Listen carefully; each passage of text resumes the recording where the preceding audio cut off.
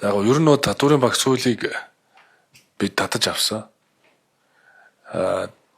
Олон улсын эдийн засгийн нурцлал байдалтай холбогдуулаад энэ хувийн хвшлээ дэмжих зөвхөн татварын хөнгөлт гэдэг хасаа илүүтэйгээр энэ бизнес эрхлэгч нарыг идэвхжүүлэх зорилготой байхгүй.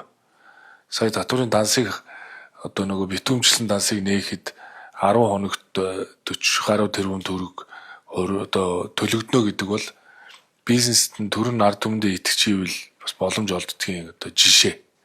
Тийм учраас татварын багц хуулийг татаад татварын хуулийн нэмэлт өөрчлөлтийг одоо бид нар өргөн барьж байна гэсэн үг. 2.5 тэрбум төгрөгийн одоо жилийн борлуулалтын орлогоос доош байгаа тохиолдолд аж ахуйн нэгжийн орлогын албан татврын 1% төлнө. Та нэмэгдсэн үрдгийн албан татвар буюу нөөц төлөгчийн босхийг 400 сая төгрөг түргэнэ.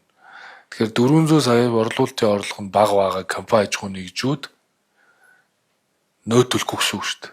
Энгийнээр бол. За ингээд хөдөлмөрийн өсөй доод хэмжээ буюу 792 мянган төгрөг хүртэлх орлого дээр хувь хүний орлогын албан татвараас чөлөөлж ийн гэсэн. За гайлаар одоо бараа бүтээгдэхүүн орж ирээд шууд нөөтөө төлөхгүй 2 сарын хугацаанд бараа бүтээгдэхүүнээ борлуулсныхаа дараа нөөц төлөх болцоог хангаж байгаа. За мөн данс битүүмжлэх асуудал дээр тэрийг оруулж байгаа тий. Данс битүүмжлэх дээр хэдийгээр татвар нийгмийн даатгатай төлөөгүй үр төлбөртэй гарсан хэдий ч тухайн компанид цалин малингаа төлөх өдөр тутмын үйл ажиллагаа явуулах болцоог хангахын тулд цалингийн 20% дээр нөгөө нийт одоо дансных нь 20%-ийг нээж байгаа гэсэн. Ямар тохиолдолд. Тэгэхээр тэр хүмүүс цалин өрсөөр тавиад явах одоо болцоо бүрдүүлээд нэгэсэндээ төр ард иргэдтэй одоо итгэж ийна түүнийхээ зорилгоор эргээд одоо хариуцлага хүлээ гэсэн байдлаар. За дээрэс нь аж ахуйн нэгжийн орлогын албан татврын тайлан тушаах төсөв төлөх хугацааг одоо хойшлуулж. Тэгээ 2 жилээр хойшлуулж. Тэгэхээр энэ бол бас боломж олгож байгаа гэсэн үг.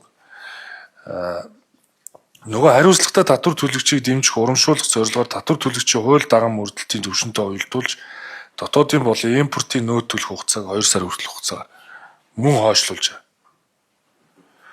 Аж ахуйн нэгжийн орлогын албан татврыг 25%-аар тооцоо ногдуулж эхлэх татвар ногдуулах орлогын босхын хэмжээ 6 тэрбум байсныг 10 тэрбум болгоод 6-аас 10 тэрбум төгрөгийн татвар ногдуулах орлогод 15%-аар татвар ногдуулж хөнгөлт үзүүлж байгаа.